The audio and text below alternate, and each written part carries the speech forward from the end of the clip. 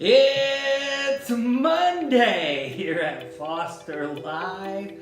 Oh, it was a busy weekend this weekend. We are definitely in the holiday spirit around the Headley Frank household and went to a Christmas parade yesterday and getting the kids in the Christmas spirit. They got more candy. They don't need no more candy. We still have Halloween candy in our home, but we went to the Christmas parade. Great time. Got to see a friend, my best friend from high school, who just lives down the road from us, and her family, and that's always a good time as well. Today, Courtney Lavelle is in our studio. As you know, she's with us every Monday. She has a master's degree in forensic psychology and a bachelor's degree in social work. Also, she's worked in the system for quite a while, and so she's just a really good expert guest to have on the show, and her and I talk about so much. Your kid comes home and says, "Mom, Dad, the kids at school told me to go home and kill myself." We have to remember what it's like to be in junior high and high school. Kids can be so cruel. Today, Courtney and I are talking about suicide and self-harm and being serious with your kids, knowing exactly what they're going through and never taking for granted that they would never do that. We never know with neglect, abuse, and the other things that these children have been through, what this might lead to. Today we're talking about self-harm and suicide with Courtney Lavelle. She'll be back right after this to break it down for you on Foster Live. Happy Monday! Get involved with the Foster Christmas Challenge. We are. Thanks, son. It is so easy to get involved. Click share on this video right here. And even if you're not able to give this year or you give to something else at Christmas, by clicking share, we're spreading the word that there's 439,000 foster kids who need Christmas this year. So click share. Then go out and buy a gift from 0 to 19 if you wish. And you can get one thing, many things, two things, whatever your heart desires. Then take a short video with your family or yourself and your contribution and post it on the Foster TV Facebook page. And you can make those funny if you want. Then contact your local DFS or family services, or just show up unless it's a holiday, and they'll make sure that your contribution gets to a kid in care right there in your county. So no matter if you live in California, Alaska, Hawaii, Texas, Oklahoma, Missouri, Colorado, anybody can do the Foster Christmas Challenge. Then make sure to go online and challenge 3 of your family and friends to do the same. Let's spread the word. Let's make this thing happen so that 439,000 kids in care who did not choose this life are able to have the Christmas that they deserve. Thanks for your help. We appreciate it.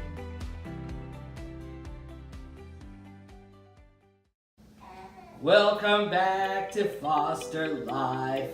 It's Rob. It's always a good Monday because Courtney's always in the house on Monday. That's right. And we're talking about a not so fun subject today, but it's definitely one that needs to be talked about and that you need to be aware of, and you need to know the signs, because when we get these kids in, there's really no way for us to tell unless they've been with you for years and years and years and years, whether they're being serious or if it's just something that they're doing for attention, whatever the case may be. You always have to take it serious. So first I want to talk about self-harm. So what are some different ways that kids self-harm? Oh, kids self-harm in so many different ways. I mean, the most obvious is cutting, Mm-hmm. but they can do it in more modest ways as well, like self-sabotage. It could be head slamming or hitting themselves. Uh-huh. It could be, they could take things that they are allergic to self-harm. Mm-hmm. There's many different ways that kids self-harm. We actually have a kid in our home that we've adopted, and he will just keep hitting himself in the eye, and he's given himself a black eye before, and he does it when he's ticked off. Yeah. Sometimes they'll scratch on themselves, and Or pull their hair Yep. out, or pull fingernails out. right. And the thing of it is that it all has to be very serious, and sometimes it's hard to understand why they do it. But let's talk about why they do it, because sometimes it's not as simple as one might think it is. Normally we would think, oh, they're just pissed off and they're just doing that. And that's not it. So what are some of the reasons that they do it? Self-harm is mainly caused by lack of self-confidence and self-esteem. Mm-hmm. It's probably something that they are used to because that's how their parents disciplined them. Right, It could also be attention getting. right, It could also just be that they don't know how to regulate their emotions, and so they take it out on themselves. right. And sometimes, get this, the pain is so deep with emotions and hurt and memories that the cutting feels like a relief to them. It takes away that pain. Yeah, it's almost like taking a big deep breath and being able to let all that emotion and that pain out through that breath. Right, They're doing it in a self-harm way. right. So what are the things that we can be looking for as foster parents, adoptive parents, kinship parents, bio parents for kids that self-harm? What are some of the signs that you need to be looking for? Because obviously they're not going to just sit there in the kitchen in front of you and cut on themselves. So what are some of the things that we should be looking for as parents? Oftentimes these are kids who withdraw from adults. They will always wear long sleeves, even in the summer. Even when it's 95 degrees outside, they're wearing long sleeves and jeans. Don't just check arms, check legs too, because Mm-hmm. if you're not letting them wear long sleeves, then they might be cutting on their legs. If they're hiding sharp objects in their room, if they are sick a lot, sometimes that can be intentionally being sick. You really have to know what you're dealing with in that case. Right. Courtney brings up a great point. Do not feel guilty about going through their rooms. No, not at all. It's your home. They're in your care. And we should go through their rooms. If they're your own kids, if you're bio, if they're adopted, if they're foster. Because unless you go through their room, you sometimes don't know what's going on. And I've learned a lot when I didn't even think that anything was going on. I learned a lot by going through a child's room. And when I say go through it, I'm talking, while they're at school or whatever, under the mattress, take the sheets off, go through the closet, check pockets of coats. Double check the pillowcases. Yeah. Anything with a zipper. Pillowcases, zippers, all of that kind of stuff. You want to check to see what's actually going on with that child. When we come back, we're going to be talking more about self-harm right here on Foster Life. Hey Robert, join our Foster Christmas Challenge. Just do it. Thanks, son. It is so easy to get involved. Click share on this video right here.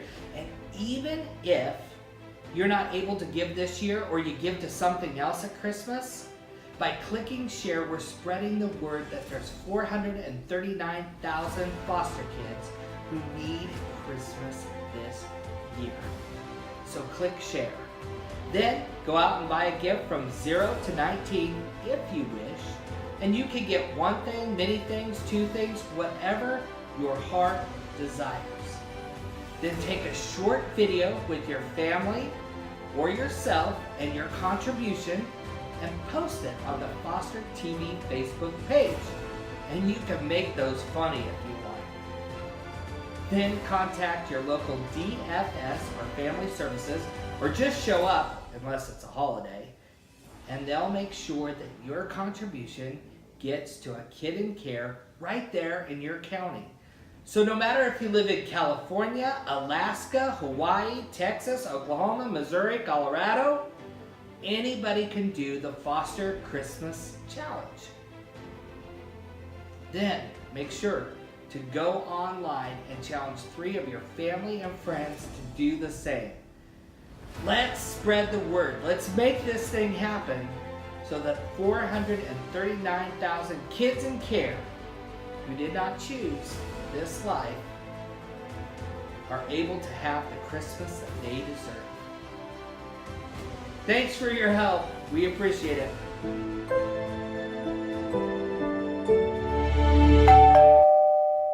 Welcome back to Foster Life. I'm on here with Courtney today, and we're talking about self-harm, and later we'll be talking about suicide. So self-harm, we're talking about looking if they're wearing long sleeve shirts, hanging out in their room. I also have very strict guidelines about how much time can be spent in the room, especially with our foster kids, and the reason being is they're going through so much. It's like, how much alone time do you really want to give them? Yeah. Well, and it's important for them to socialize, not only with whoever else is in the home, but Right. to make some friends outside of that so that they have supports. Right.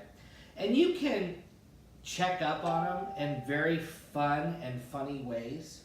So you don't have to be like, let me see your arms. But, you know, with my little bundles of joy, so many times I'll joke with them. I'll be like, are you doing drugs? No. Let me see your arms. And then they'll go, and they'll, show me and stuff. And so you don't have to be in a way that makes them feel like you're not trusting them. Sometimes you can make it fun or funny, and it's just an easy way to check up on them without them feeling like they don't trust me. Right. Because you might not trust them, but I don't think that we want them to feel like we don't trust them. Yeah. Because that's not good either. Is there anything else that we should be looking for when we're talking about self-harm and things? I mean, obviously, if they're doing stuff that they're allergic to or they're not supposed to have, you're going to see that going in the kitchen and that type of thing. I've seen some kids who, when they get really angry or if they think foster parents are angry at them, they'll bite their own lips. Oh, yeah. Which is something I didn't think about. But that is a form of self-harm. Kids will bite holes in their lips or in their cheeks. Mm-hmm. And that's all stuff that's really hard to even monitor and control. Right. And I think the best place to deal with this is through their counseling. Absolutely. And making sure that they have the right counselor. And we're going to be talking about that actually in a couple of weeks on the show. Courtney and I are going to be talking about picking that right counselor for your young person. And that is so important. Yeah, and it can be really difficult to find somebody that your kiddo will trust. Yeah, not only trust, but also without passing judgment on your kid, or it's just another kid. Oh, I see 500 of these a week. So we're going to be talking about that in a couple of weeks. But this is something really good to work with a counselor on. Also, that counselor is going to be able to give you other tips on what you may look for, phrases that you might hear as they're going through this process. And then I think the most important thing is how you react. Absolutely. It's really important to react with sympathy but not anger or a lot of emotion. You just want to be that listening ear, somebody who can say, okay, this isn't okay, how can we fix the problem? Right. I worked in a residential facility, and you and I have talked about this before. They teach you the worst thing that you can do for a self-harm child's future is say, oh my God, what have you done? Yeah. That's only going to cause more damage. Well, and it makes them feel shameful. Right. And if you're wanting them to be open with you and talk with you about their problems, if they're feeling shame on the inside, that's just not going to happen. Right. And some of the most effective ways that I have worked with kids like that, as I was the de-escalator there, that's what they called me, is the way I would get them to open up is I would just simply look at him or her and say, wow, that hurts me that you're doing this. I'm having a hard time understanding. Can you tell me a little bit about what's going on? And using that soft tone, telling them kind of exactly how you feel, and then asking them to tell you. And sometimes it's okay just to say, you can trust me. And validate their feelings. Mm-hmm. Absolutely validate what they're feeling. If they're saying, I just felt like you were so mad at me and that you hate me, and don't say, no, I don't hate you. You can say something like, I understand that you feel that way. What am I doing that makes you feel that way? Right. Just really validate that. The more you validate their feelings and give them that attention that they need, the less likely you are to see this behavior again. Right. And the other thing that I use that's very effective with young people, and not only with self-harm and suicide, but anytime that I really want my kids to open up at work or here, I always tell them, I'm your safe place.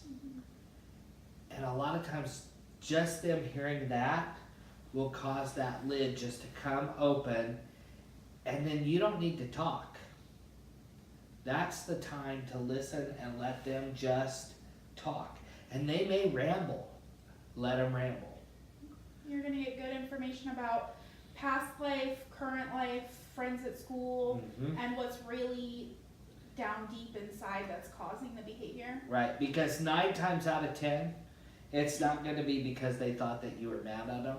That might have been the trigger for the behavior, but 9 times out of 10, it's much, much deeper, and they're going to be able to open up and tell you.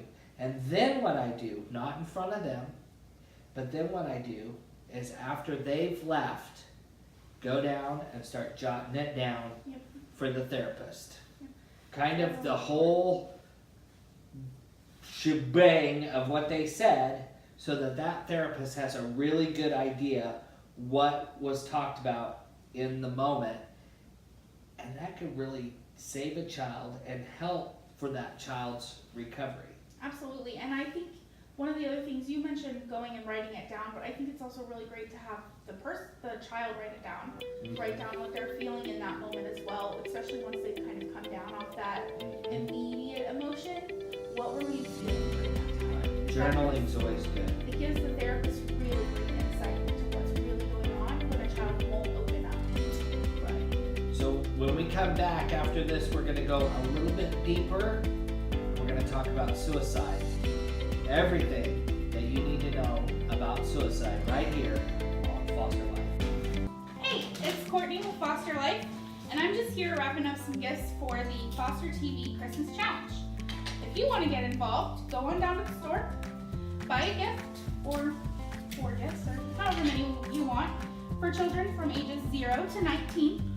Come home, take a picture with your family or your dog, and let us know that you've done it by tagging us on Foster TV and Christmas Challenge. And then take it down to the local DFS office or Children's Services.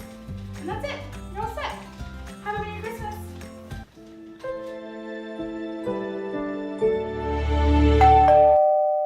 Welcome back to Foster Life. It's Rob and Courtney here today. It's always good on Monday because Courtney's in the studio and she's going to be with me forever and ever and ever.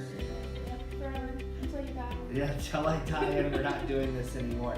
We're talking about self-harm and suicide today. Yeah. And so the first thing I want to do is I had a call last night. And yes, if you call and you reach out to me on our website or Facebook or any of the social media, Daily Motion, YouTube, I mean, we have Foster TV channels on everything. And if you reach out to me and you ask me to call you, I'm going to call you. And I'm going to do that. And so I had a mom ask me to call her yesterday. And so basically what had transpired is there was a girl at school who had told her daughter, who was in foster care, that she should go home and kill herself. Parents, we have to take that seriously. Very serious. Very seriously. These children that we are working with have a lot going on. And we can't just say, oh, Courtney, just don't listen to them and just brush it off. Because you don't know how they're feeling inside. Right. So if that happens, what should you do? If you find out that that's happened, immediately make contact with the child's therapist and the school. Mm-hmm. Reach out to the school. Most schools have a no bullying policy, no tolerance for it at all, especially nowadays, and they're going to do something about it. And then it's important to reach out to the child's therapist and get the child in for a therapy session right away so that they can process through the emotions that they're feeling at that moment. Right. And I'm going to tell you, and this is just how I work. If you live in a town and the principal is not taking it seriously, you go to the superintendent. And if that's not working, I probably shouldn't say this, but take it to social media. Something will get done when it's on social media. Right. Because you want that, number one, to be taken care of, but there's too many times that I see in the media and in newspapers where a child was told this, either on social media, at school, wherever, and they followed through.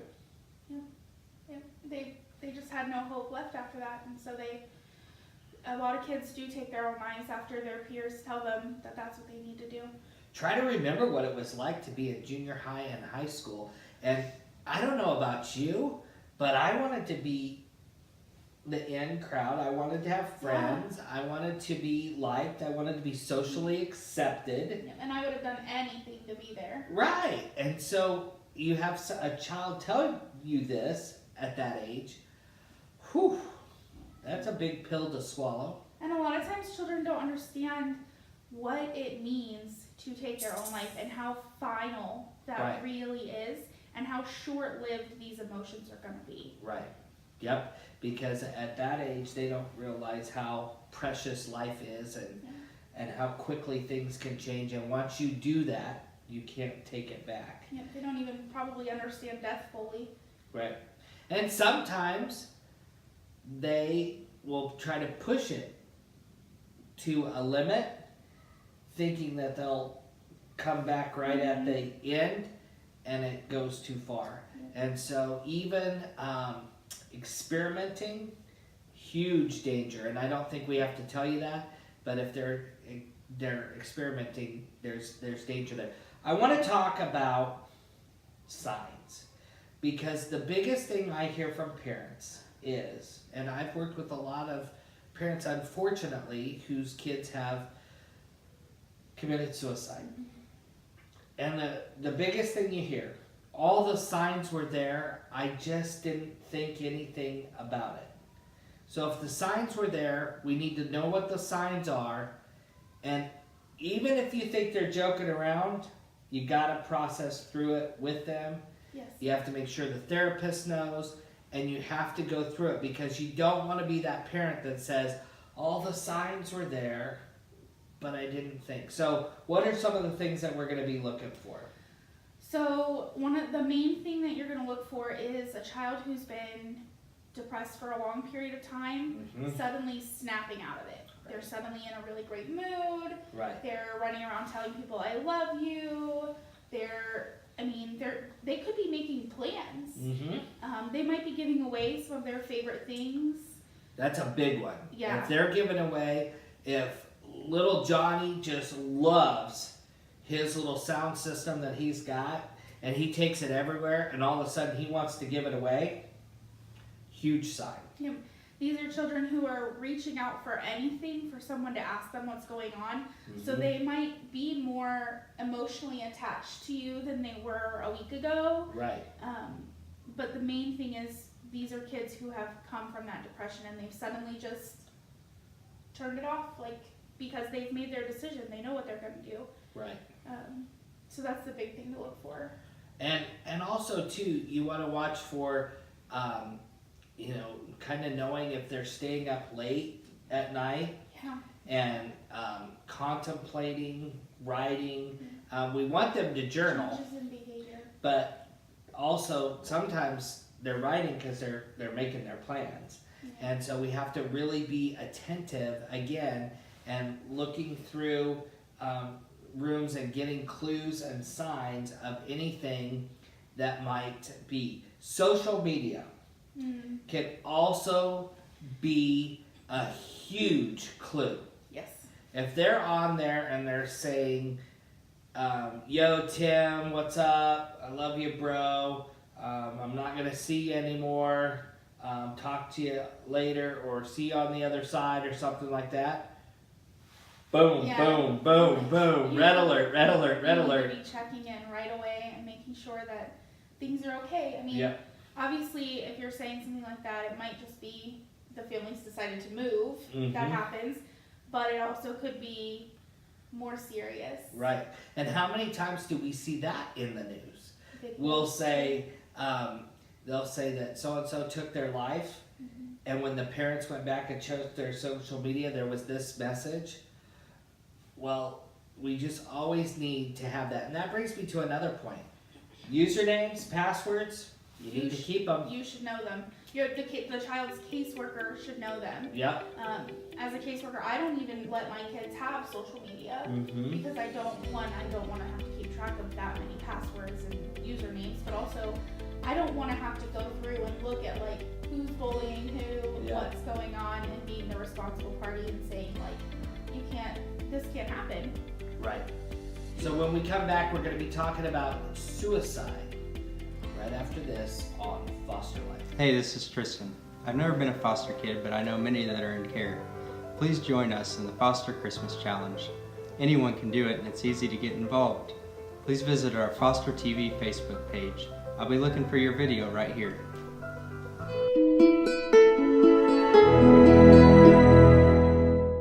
Welcome back to Foster Life on Monday. We're talking suicide. Not a very good topic for a Monday, No, not a great way to start the week. but it needs to be talked about because it's so important.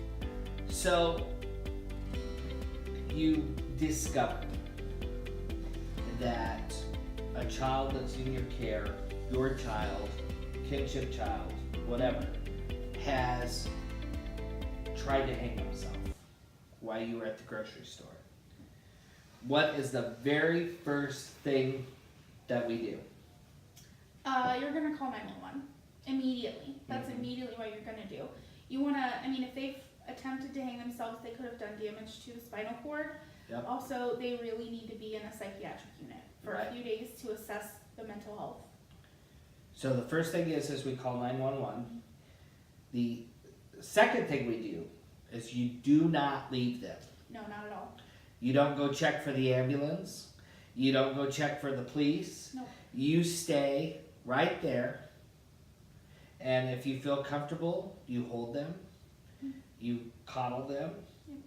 And give them the opportunity, just like in self-harm, when we were talking about self-harming, give them the opportunity and stay calm. Yeah, and that's really important. And when we're saying you don't leave them, you don't even go to the bathroom. Right? You need to be with this child 100% of the time, eyes on them 100% of the time, because it only takes a split second for them to choose a different instrument and finish the job. Right.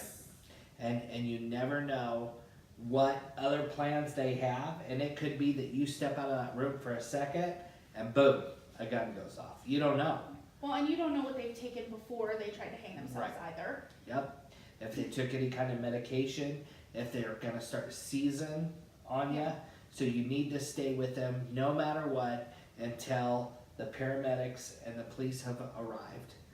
And obviously they're hurting, and if they are okay with it, you need to be with them. Yeah. Comfort them, cuddle them. If you have a Be with weighted them. blanket or a vest or something like that, or a comfort object, Yep. immediately take them with you. Grab them by the coat and take them with you Mm-hmm. to get the object. Yep. And that weight and that blanket, that'll make them feel safe. It'll give them pressure, and then we go. So then they've gone. Most states have some type of policy for a suicide attempt. Yep. I think in our state it's 3 days. Yeah, it's 96 hours usually. Yes, so 96 hours that they need to be under observation, either in the hospital or the like a mental hospital. They will be in the hospital, at least in our state, and I think most states, they'll have a watcher in the room that sits there and watches their every move so you can feel like they're safe.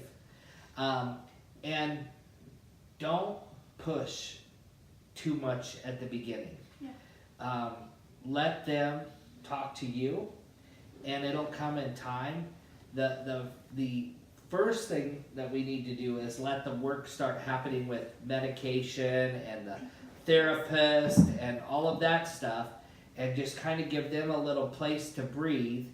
And then when you're ready to have the conversation, I think it's important to let these people know, or these kids know, or if it's a friend or whoever,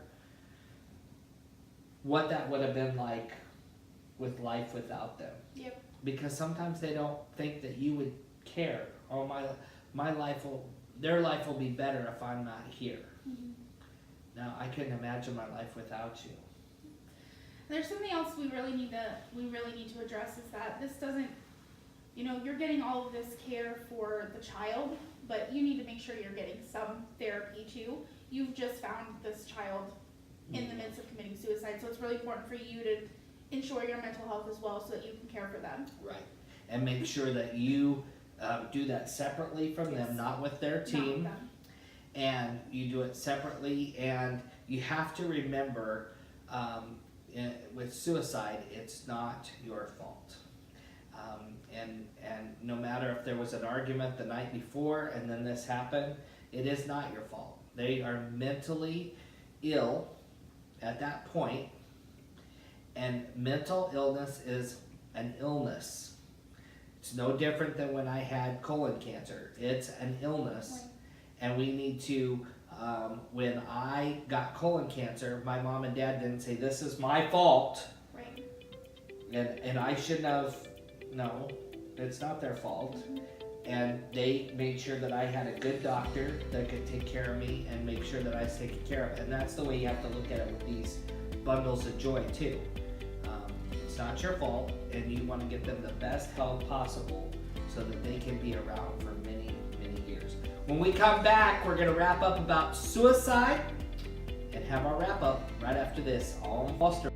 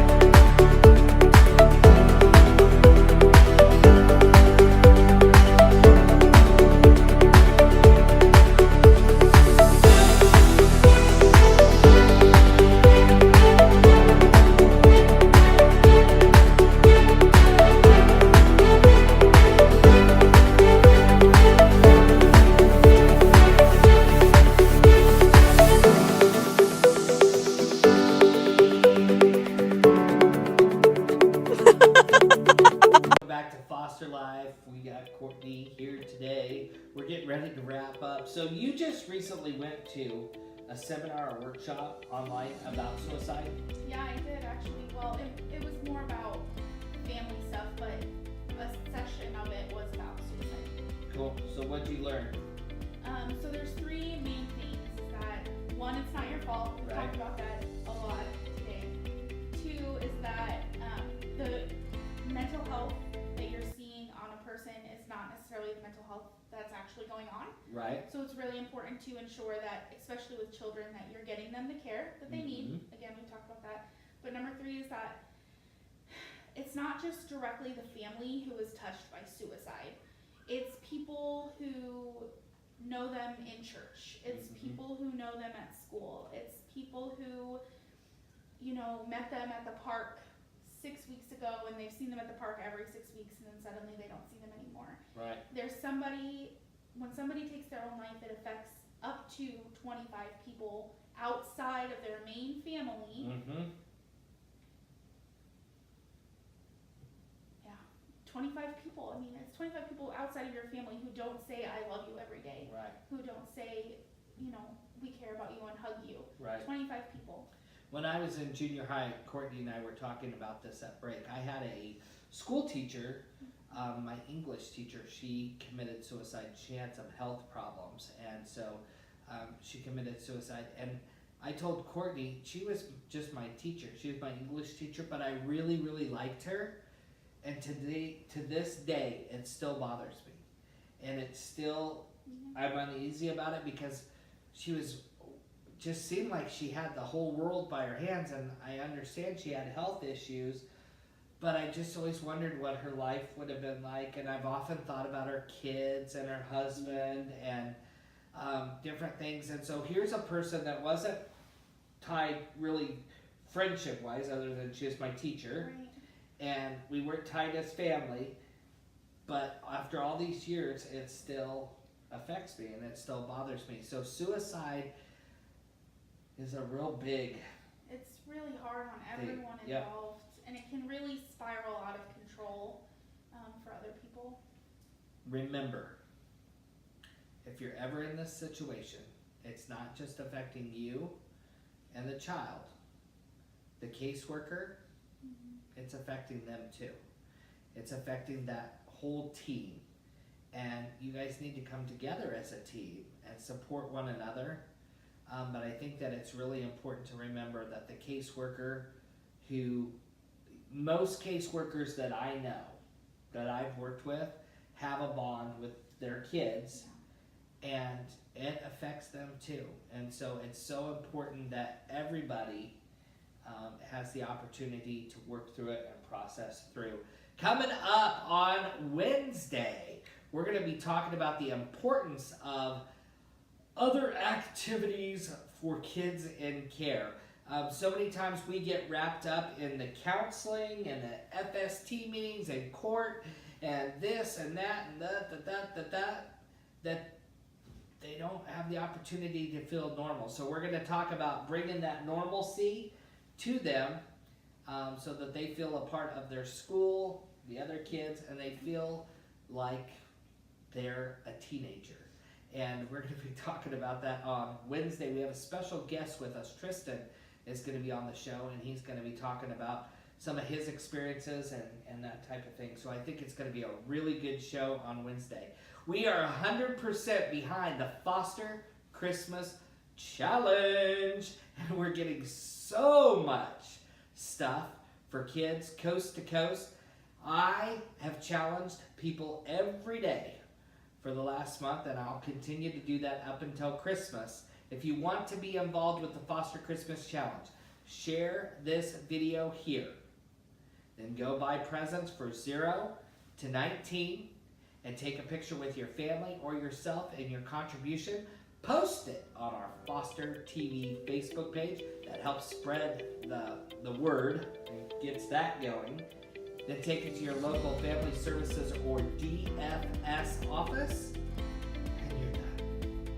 But don't forget to go back to Facebook and challenge 3 more people to do the same on the Foster Christmas Challenge. We'll see you on Wednesday. It's been good talking with you this Monday. Thanks, Courtney, for being here. Thanks, Robert. And we'll see you on Wednesday. Courtney will be back.